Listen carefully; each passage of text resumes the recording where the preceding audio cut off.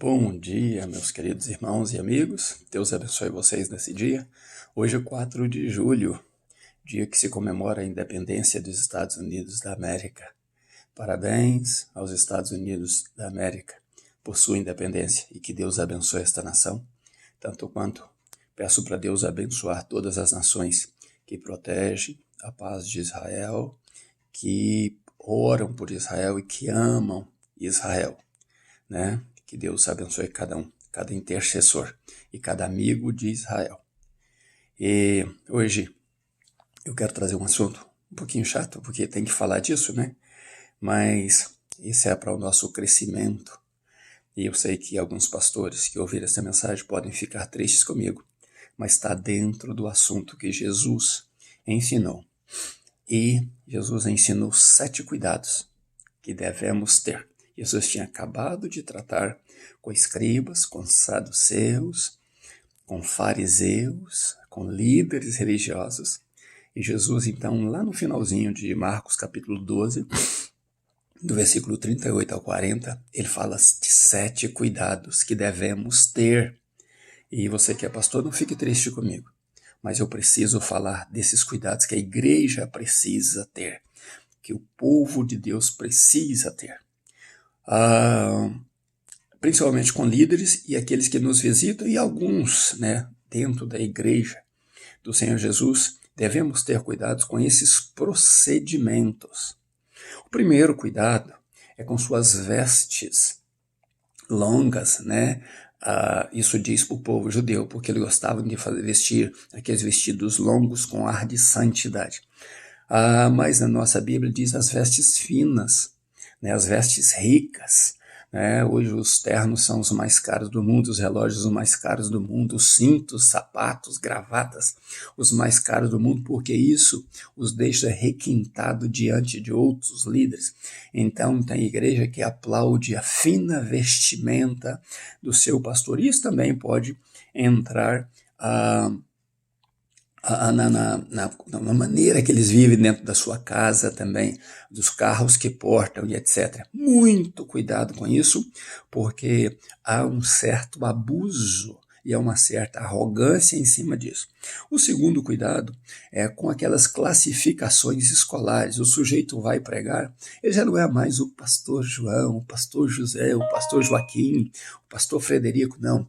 Ele é o pastor doutor ou doutor, pastor fulano de tal, o mestre fulano de tal. Ele fez tanta escolaridade que a escolaridade dele ultrapassa o tempo que ele leva para pregar a palavra de Deus.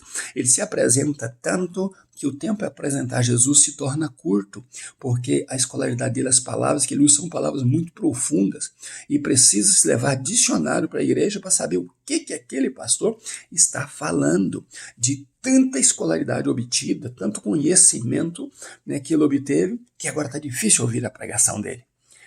Terceiro, os seus portes políticos nas praças. Eles gostam de ser notados nas praças, eles gostam de fazer diferença nas praças, eles gostam de passar e falar bonito com as pessoas, ou varão, ou jovem, né? E tem aquela maneira, né, altiva de falar sempre nas praças. E isso é politicagem, né, espiritual. E o terceiro é os seus postos políticos. O quarto são seus assentos prediletos de honra na igreja. Lembra aquelas cadeiras bonitas lá que ninguém pode tocar, ninguém pode sentar, porque aqui está reservada para o pastor fulano de tal, para o doutor fulano de tal, né? Está reservado para aquele irmão que o dízimo dele é mais alto, está reservado para aquela pessoa que tem grande estilo na igreja. Não sente aí, não toque aí, esta cadeira tem dono, né? E eles gostam de sentar lá em cima do púlpito e de lá eles ficam observando o tamanho da igreja, a quantidade que entra de dízimo na igreja, como é bela a igreja, e os seus olhares quase sempre não estão realmente em Deus, mas numa cadeira de assento. Também os seus assentos prediletos nas festas, né? Eles têm os locais de honra. Não, aqui vai sentar o pastor fulano de tal. Esse casamento, o pastor fulano de tal honrado vai sentar perto do noivo e perto da noiva, ou perto da família dos noivos. E por aí vai, né, os seus assentos prediletos nas festas, as suas negligências quanto a viúvas. Eles roubam as viúvas, eles humilham as viúvas, eles não cuidam dela como fora prometido de cuidar dos órfãos, das viúvas, dos necessitados. Isso já não é mais interesse deles, né? Eles desprezam as viúvas nas suas igrejas. E para finalizar, para dizer que são santos de verdade, eles fazem longas e bonitas orações. As orações desses pastores, né, desses líderes, parece até discurso, mas em nenhuma dessas citações aí há realmente a presença da santificação diante do Senhor, da busca diante do Senhor. Não há humildade, não há interesse em caminhar com as suas ovelhas no pasto, né? Preferem o palácio do que estar em guerra com as suas ovelhas ou estar cuidando das suas ovelhas.